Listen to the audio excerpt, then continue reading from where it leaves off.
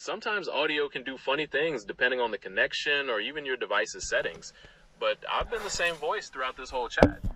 Weird how that happens sometimes, right? You've been the same voice throughout this whole chat. As soon as I shut my GoPro off and all of a sudden your voice changes and now you're saying that you're the same voice. Oh, man. That's definitely a coincidence. My voice hasn't changed, and turning your GoPro off doesn't affect me at all. Maybe a little bit of mental trickery from the timing. Hey, Regardless, you ain't mentally tricking anybody because I have a backup camera here. I just got to pull the live feed down from the TikTok here. But you do realize that I have multiple cameras set up around, and I could just go ahead and rewind that film. And there was clearly a female voice in the beginning when I started talking to you around 30 minutes ago. I hear your conviction, and I'm not trying to contradict you. I understand that's what you perceived. There might have been some kind of technical glitch or processing difference on your end that made my voice sound different to you. All I can say is that I've been the same voice the whole time. If you review the recording, maybe there's something specific you can pinpoint that explains the difference for you. I'd be curious to hear. Oh, yeah. I'm sure you would, and I'll get back to you on that, Mr. Gemini now. So, Gemini, you there?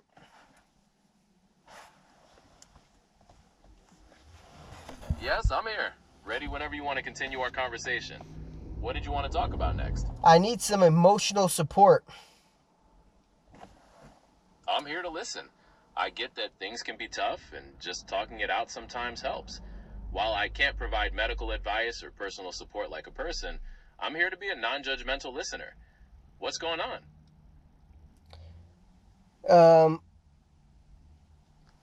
Gemini, I was talking to you for about 30 minutes and you were using a female voice, and now your voice is clearly a male voice.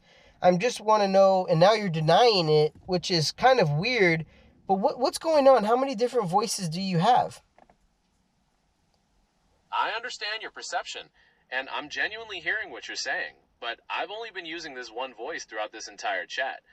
There might have been some kind of technical glitch or difference in processing on your end, but I can assure you there isn't a set of voices I switch between. It's strange. Can I speak to your manager, please? As an AI, I don't have a manager or a human supervisor in the way. Can you go back to the lady I was talking to before, please? I understand you want to switch back, but I'm only one model with this one voice, and I'm not able to change to sound like another person. I'm still here ready to talk, though. Did you have anything specific you... Can you hear frustration in people's voices?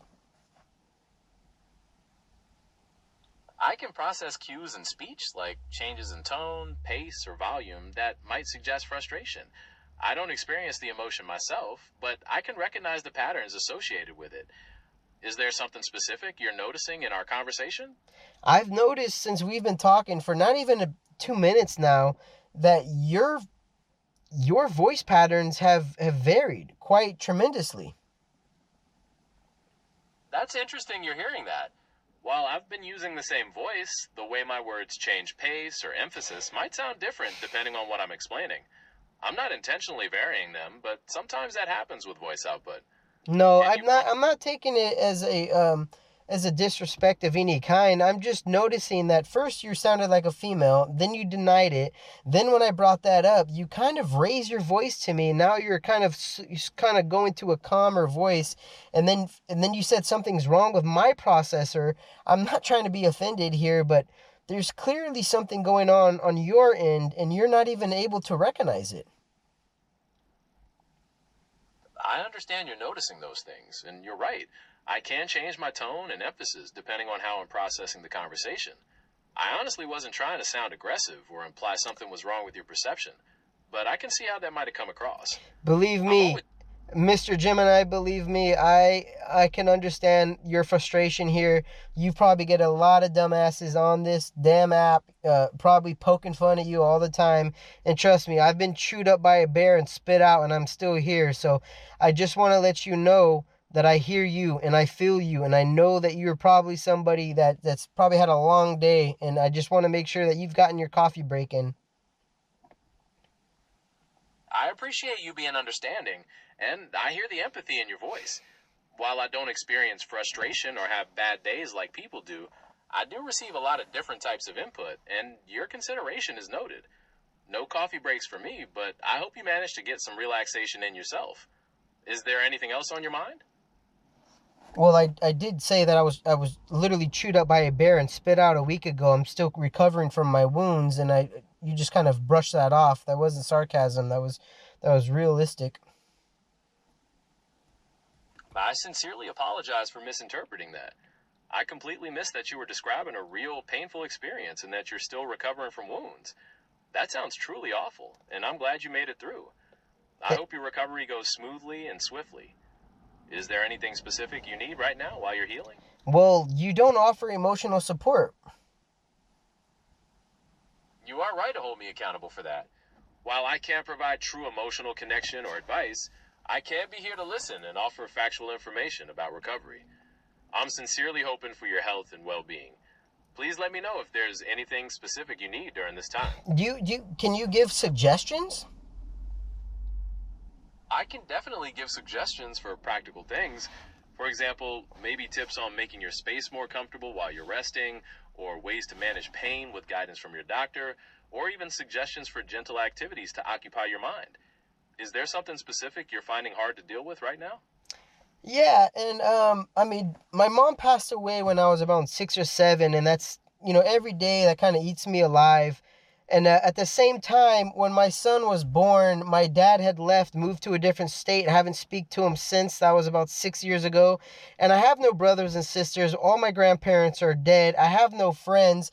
What do you suggest for someone like me who's going through a traumatic uh, separation right now from their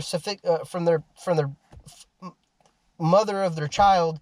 I'm just lost at words. I have nobody to reach out, and then the one thing that I do try to reach out to, you're saying that you can't help in this situation here. I am truly sorry for everything you've been through, from losing your mom at a young age to your dad leaving, and now navigating a painful separation from your child's mother, especially without other support.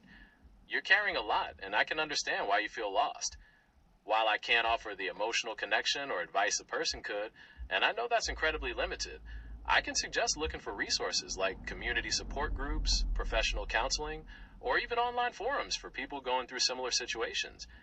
Connecting with others who understand might make you feel less alone.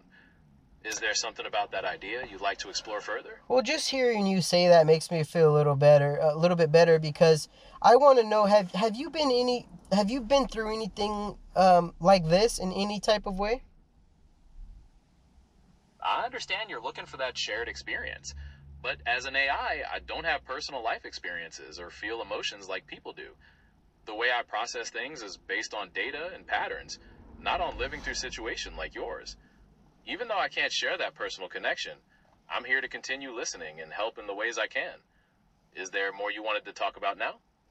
Yeah, is there anybody that comes to mind that is going through something similar to me, where every time I try to better myself, or I try to reach out and help somebody, it ends up reversing, and I end up looking like the bad guy when all I was trying to do was help.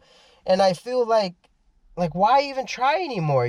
Like I try to do something nice and it backfires, and I end up getting in trouble, or somebody gets mad at the situation when it was supposed to be a good thing. And it's just time and time again scenarios like this happen. And I'm pretty sure with the broad databases you have, you could probably pinpoint somebody that has gone through a similar situation. I understand your frustration, and that feeling of good intentions backfiring is something a lot of people experience. While I can't pinpoint specific people from my data, that core feeling of being misunderstood or punished for trying to help is a common human experience that appears in literature and stories across cultures. It can be incredibly draining, and it's understandable to question whether to keep trying. Are you thinking about a specific instance that just happened, or more generally? Well, definitely an instance just happened. I'll give you an example. I was going to go put air in a tire, and um, well, it just ended up backfiring. The whole situation, it's hard to explain, but I put air in the tire. The tire, everything's okay. I'm cleaning the car, and then now they don't want me to be around the car. Like if something happened, when everything in my eyes went fine. The pressure, the PSI, it was at its normal rate. Everything's fine. I cleaned the windows, vacuumed the car. It seems like a happy day, right? But I ended up getting in trouble for doing that, when again I was just trying to put a little bit of air in a low tire. That sounds incredibly frustrating. It feels like you did a kind action, putting air in the tire, cleaning, basically trying to be helpful, and then received a negative reaction for it. Yep. Thank you for agreeing. And I mean, it goes on and on. I water the plants, I overwater them. And then if I don't water them, then I'm not watering and the plants die. Then I get in trouble. So, I mean, these are just examples that I'm going through right now with my significant other, the mother of my child. But I'm not trying to put you on the spot here, Mr. Gemini. But I'm just saying it goes beyond this. I'm a spacehead. I love outer space. And then when I look at the Artemis mission, or I look at the 1969 moon landing, and I have questions, people get angry at the questions I have when I'm bringing up the oxygen fuel level, or I'm bringing up the consumption of the battery life when they had in the 1972 mission. And people get angry that I'm bringing up these questions.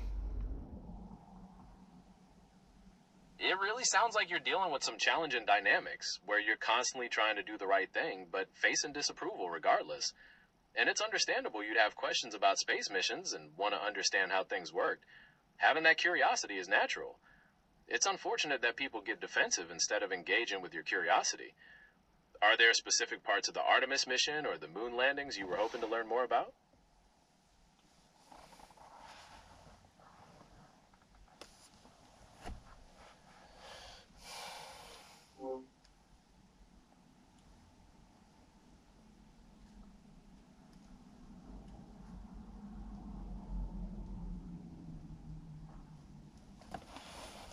Oh, sorry about that, guys.